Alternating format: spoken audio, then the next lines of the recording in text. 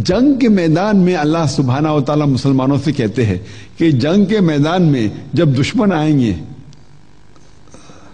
آپ سے لڑنے کے لیے، جب کافر آئیں گے آپ سے لڑنے کے لیے، ڈرو مت، ان سے لڑو، ان کا قتل کیجیے اور ان کا قتل کرو۔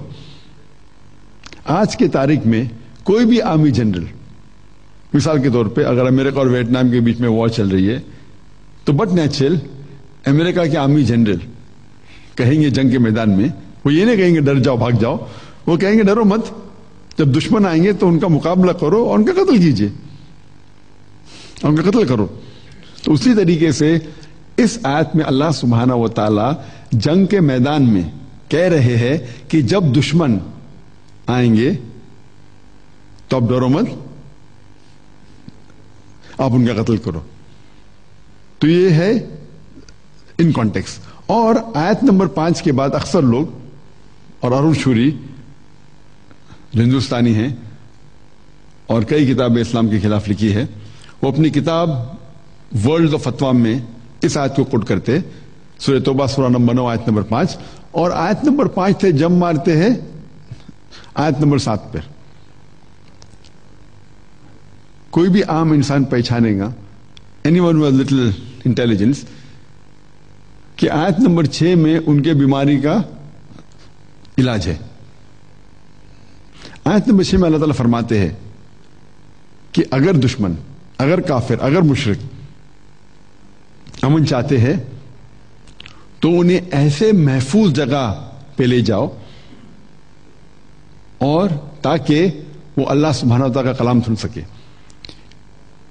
آج کی تاریخ میں سب سے دیالو، سب سے مہربان آرمی جنرل یہ کہیں گا کہ دشمن کو جانے دو۔ یہاں اللہ تعالیٰ فرماتے دشمن کو جانے مت دو، اللہ تعالیٰ فرماتے کہ انہیں escort them to a place of security، ان کو ایسی محفوظ جگہ پہ لے جاؤ تاکہ وہ محفوظ ہے۔ escort them to a place of security، تاکہ وہ اللہ سبحانہ و تعالیٰ کا پیغام سن سکے۔ تو بہت باری میڈیا جو ہے ان کی سیکنڈ اسٹریٹجی ہے، وہ قرآن اور حدیث کو آؤٹ آف کانٹیکسٹ کوٹ کرتی ہے، پس منظر کے خلاف، تاکہ لوگ کو صحیح پیغام نہ ملے۔ اسٹریٹجی نمبر 3 جو ہے میڈیا کی، وہ ہے وہ کئی بار قرآن مجید کی آیت یا حدیث لیتے یا قرآن کا کوئی لفظ لیتے ہیں اور اس کا غلط ترجمہ کرتے ہیں۔ اور آج جو اسلامک لفظ جو سب سے زیادہ جس کے بارے میں غلط فہمی ہے وہ ہے جہاد۔ اور جہاد کے بارے میں غلط فہمی صرف غیر مسلمانوں کو نہیں، میڈیا کی وجہ سے مسلمانوں کو بھی ہے۔ میڈیا نے ایسے غلط چیز پھیلائے جہاد کے بارے میں کہ غیر مسلمان تو چھوڑو، مسلمان بھی سمجھتے ہیں کہ کوئی بھی جنگ، any war fought by any Muslim for any reason, کوئی بھی جنگ کوئی بھی مسلمان اگر لڑتا ہے کوئی بھی وجہ سے، چاہے وہ پاور کی وجہ سے ہو، چاہے پیسے کی وجہ سے ہو، چاہے زمین کی وجہ سے ہو، چاہے شہرت کی وجہ سے ہو، اگر کوئی بھی مسلمان کوئی بھی جنگ لڑ رہا ہے تو لوگ سمجھتے وہی جہاد۔ جہاد کی معنی یہ نہیں کہ کوئی بھی مسلمان کوئی بھی جنگ لڑ رہا ہے، چاہے وہ پیسے کے لیے ہو، چاہے پاور کے لیے ہو، چاہے زمین کے لیے ہو، چاہے اپنی شہرت کے لیے ہو۔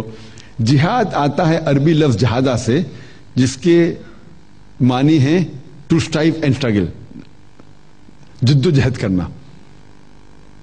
تو جہاد کے معنی ہے جد و جہد۔ اور اسلامک کانٹیکسٹ میں، اسلامک پس منظر میں جہاد کی معنی ہے کہ خود کے نفس کے خلاف جو غلط خواہشیں ہے اس کے خلاف جد و جہد کرنا۔ جہاد کی معنی ہے کہ معاشرے میں امن پھیلانے کے لیے جد و جہد کہتا ہے، اسے کہتے ہیں جہاد۔ معاشرے کو سدھارنے کے لیے جو انسان جد و جہد کر رہا اسے کہتے ہیں جہاد۔ ظلم کے خلاف لڑنے کو کہتے ہیں جہاد۔ اگر میدان جنگ میں سیلف ڈیفense کے لیے اگر کوئی جدوجہد کر رہا ہے اسے کہتے ہیں جہاد. تو جہاد کے معنی ہے جدوجہد. مثال کے طور پہ اگر طالب علم ایگزامینیشن میں پاس ہونے کے لیے جدوجہد کر رہا ہے تو اسے کہتے ہیں جہاد. اور لوگ کو یہ غلط فہمی ہے کہ جہاد صرف مسلمان ہی کر سکتے ہیں. قرآن میں کئی آیتیں ہیں جس میں اللہ تعالیٰ فرماتے ہیں کہ غیر مسلمان بھی جدوجہد غیر مسلمان بھی جہاد کرتے ہیں. قرآن کی آیت ہے سورہ لقمان کی سورہ نمبر 31 آیت نمبر 14 میں اللہ تعالیٰ فرماتے ہیں کہ ہم نے کہا ہے، ہم نے انسانوں سے کہا ہے کہ اپنے والدین سے اچھا سلوک کرے، اور ان کی والدہ نے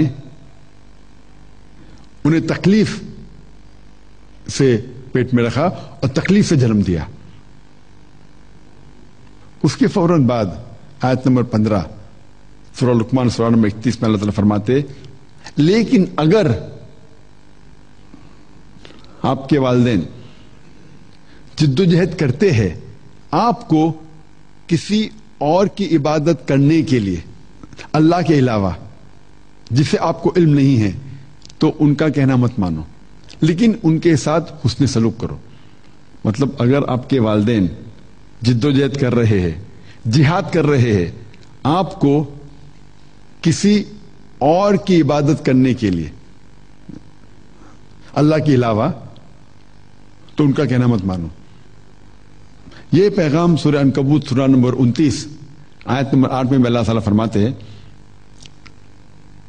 کہ ہم نے انسانوں سے کہا ہے کہ اپنے والدین سے حسن سلوک کرو، لیکن اگر آپ کے والدین جہاد کرتے ہیں، جدوجہد کرتے ہیں، آپ کو شرک کرنے پہ مجبور کرتے ہیں، کسی اور کی عبادت کرنے پہ مجبور کرتے ہیں اللہ تعالیٰ کے علاوہ، تو ان کا کہنا مت مانو، لیکن پھر بھی ان کے ساتھ حسن سلوک کرو.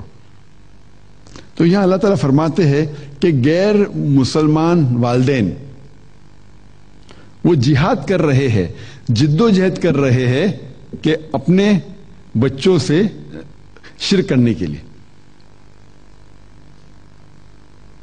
تو عام طور پہ جہاد کے معنی ہے جدوجہد، اور اسلامک پس منظر میں ان اسلامک کانٹیکسٹ وہ ہوتا ہے جہاد فی سبیل اللہ، جدوجہد کرنا اللہ کے راہ میں. وہ جو غیر مسلمان تھے وہ کر رہے تھے جہاد فی سبیل شیطان، جدوجہد کر رہے تھے شیطان کے راستے میں. ہم مسلمانوں کو کرنا چاہیے جہاد فی سبیل اللہ. اور عام طور پہ جب جہاد کا لفظ آتا ہے اس کا مطلب ہوتا ہے جہاد فی سبیل اللہ، اللہ کے راہ میں جہاد کرنا. اور آج میڈیا جہاد کا ترجمہ اکثر کرتی ہے ہولی وار، انگریزی میں اس کا ترجمہ کرتی ہے میڈیا ہولی وار.